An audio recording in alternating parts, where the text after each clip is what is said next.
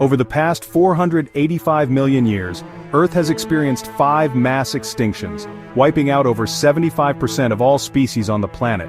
And while each extinction event was unique in its own way, they all shared one thing in common: an abrupt and catastrophic change in environmental conditions that triggered a rapid decline in biodiversity. But with so many species disappearing, it can be hard to pinpoint exactly what caused these mass extinctions. Hi, it's me and this is my channel, and to put it simply, we don't know exactly what caused any of the big 5 mass extinctions, but we do have some pretty good guesses. For instance, the extinction that wiped out most of the dinosaurs also got rid of about 75 to 90% of all marine species and 95% of all reef builders. So we know that whatever killed the dinosaurs also had a huge impact on life in our oceans. Since the end of the Cretaceous period happened relatively recently from a geological perspective, there's a lot of evidence for what may have caused this mass extinction: asteroid impacts, massive volcanic eruptions, and a sharp drop in global temperatures. But what about the other 4 mass extinctions? Well, as it turns out, scientists think they might all have something to do with arsenic trioxide. First described by the alchemist Paracelsus in the early 16th century, arsenic trioxide, or as 2O3, is a naturally occurring compound found in various minerals like realgar and orpiment. When inhaled or ingested, it can cause respiratory damage, vomiting, diarrhea, cardiovascular collapse, and death. In fact, arsenic trioxide was historically used as a poison, most famously by the Borgia family in Renaissance Italy. But if exposure to such small amounts of the chemical can have such devastating effects on humans, imagine how much damage it could do to an entire ecosystem. That's what researchers think might have happened during all 5 mass extinctions. Now, before I continue, let me just say that this hypothesis is still somewhat controversial. There are other potential causes for each mass extinction event that scientists are still investigating. But given that arsenic trioxide has been implicated in each of the last 5 mass extinctions, it's worth talking about. The first piece of evidence linking arsenic trioxide to mass extinctions came in 2007 when researchers from the University of Cincinnati analyzed fossils from the Late Devonian period, which saw the first mass extinction about 359 million years ago. They were particularly interested in the brachiopods, shelled marine creatures that are still around today. Brachiopods have been on Earth for about 500 million years, and like most living organisms, they need calcium carbonate to build their shells. But between the late Ediacaran period and the beginning of the Devonian, a significant number of brachiopod species abruptly disappeared from the fossil record. So to get to the bottom of this, the team from the University of Cincinnati collected samples of brachiopod shells from different time periods to see if they could find any chemical clues as to why so many of them went extinct. Now, brachiopods that lived before the mass extinction contained a high concentration of strontium, a chemical that often substitutes for calcium in shells and skeletons in their shells. This particular group of brachiopods first appeared in the fossil record about 10 million years before the mass extinction. And the older fossils showed an increase in strontium concentration right around the time of their disappearance. To the researchers, this suggested that the extinction event may have been triggered by an increase in atmospheric carbon dioxide, since more CO2 in the atmosphere can lead to more strontium being incorporated into shells. To test this idea, they turned to the geological record and found evidence that the older rocks contained a lot more organic carbon than the younger ones, meaning that a lot of carbon was suddenly lost from the ecosystem, which would cause a rise in CO2 levels. So far so good.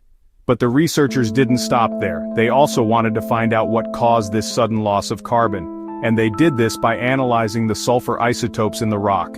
Sulfur exists in 2 main forms, sulfide and sulfate, and they tend to swap back and forth between rocks in the atmosphere depending on the conditions. Sulfate tends to form in the presence of oxygen, and sulfide tends to form in the absence of oxygen. So, by looking at the ratio of sulfide to sulfate in ancient rocks, scientists can get an idea of how much oxygen was present in the atmosphere at that time. And the older rocks from the late Ediacaran period had a higher proportion of sulfate to sulfide, indicating the presence of oxygen. And this made sense because during the Ediacaran period, plants started to grow on land and release oxygen as a byproduct, increasing oxygen levels in the atmosphere. But then something strange happened during the Devonian period. As the mass extinction hit, the amount of sulfate in the rocks dropped dramatically, suggesting that less oxygen was present in the atmosphere. But if oxygen levels were dropping, how was carbon getting into the atmosphere in the first place? Turns out the answer might lie in the depths of the ocean.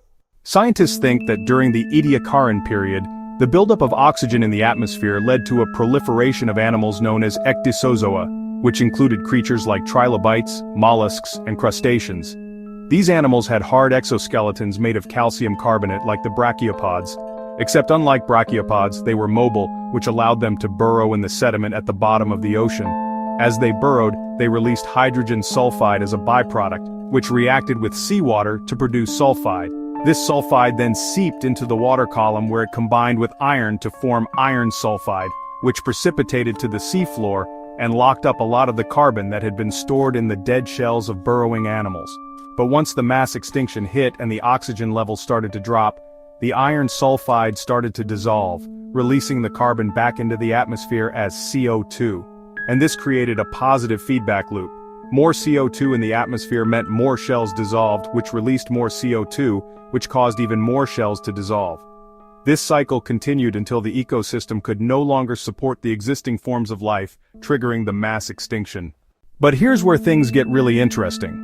The same process may have triggered all the mass extinctions, including the extinction that killed the dinosaurs. That's because the same type of rock containing high levels of organic carbon has been found at the bottom of the oceans surrounding Antarctica, Australia, India, and South America. And according to lead researcher Paul Wignall from the University of, it's highly unlikely that multiple mass extinctions could have been caused by chance occurrences in different parts of the world.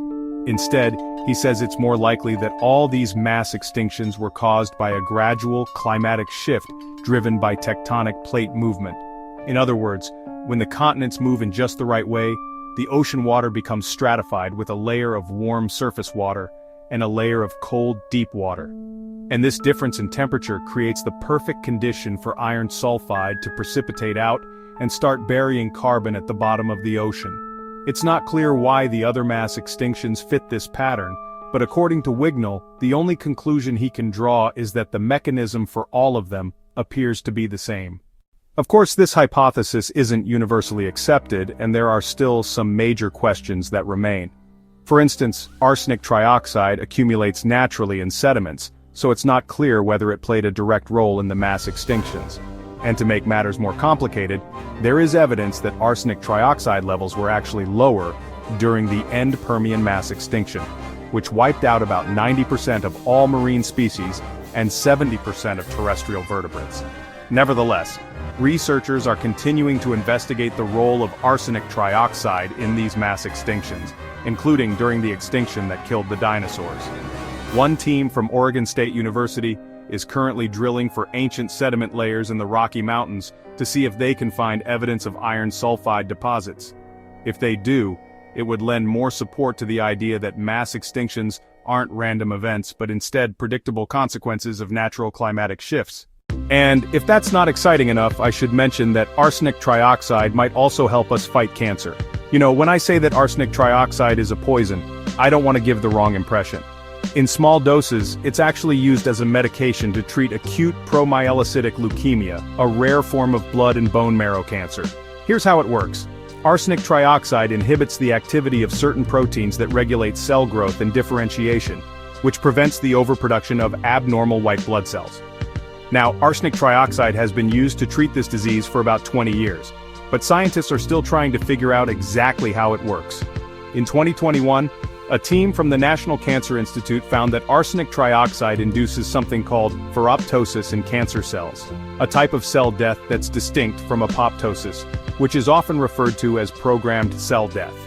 Unlike apoptosis, ferroptosis is caused by the accumulation of toxic molecules called lipid peroxides, which ultimately damages the cell membrane and kills the cell.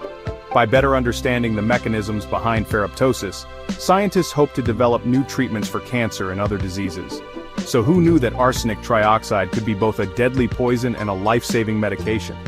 It just goes to show that the line between friend and foe is sometimes razor thin. And speaking of razor thin, thanks for watching this episode. If you liked learning about the dangers of arsenic trioxide, then I bet you'll love learning about the dangers of nuclear war. Just click on this link right here in the card to watch this video.